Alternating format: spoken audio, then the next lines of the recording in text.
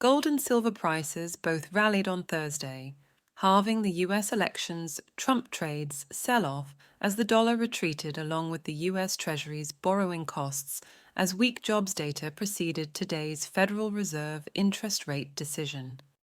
Chinese equities also rebounded, despite President-elect Donald Trump's plan to impose 60% trade tariffs on the world's #1 manufacturing nation. The long-term impact of the new administration's trade policies could lead to higher inflation, potentially forcing the Fed to maintain elevated interest rates for an extended period, Reuters quotes analyst Riccardo Evangelista at UK spread betting brokerage Active Trades.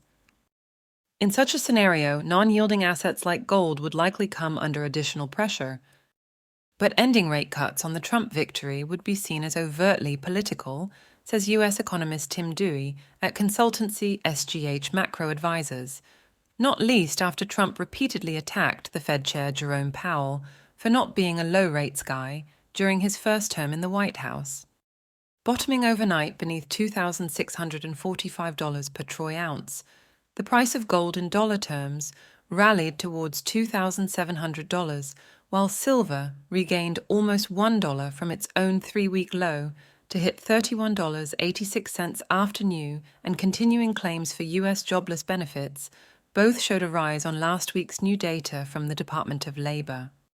U.S. bond prices also jumped on that poor jobs news, easing benchmark 10-year yields 0.1 percentage points below Wednesday's top of 4.48% per annum.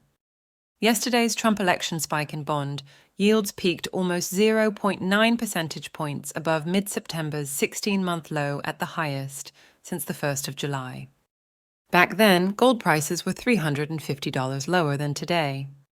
U.S. bond yield spike sends warning to King of Debt Trump, says a headline on Bloomberg. As it currently stands, says French bank Natixis, we think that the gold market has largely factored in the Fed's 2025 rate cuts, forecasting only marginal gains for gold prices in 2026 as the rate cut cycle ends. What could drive gold prices sustainably above $3,000 per troy ounce? Gold would mainly need Western demand to be coupled with a strong return in Chinese consumers, potentially reached if China fails to introduce an economic stimulus package that would satisfy their local market. But for the time being, Chinese investors, who are buying into gold amid concerns of local market turbulence and sharp drop in real estate prices, are holding back on buying into gold in order to weigh riding a potential equity market rally.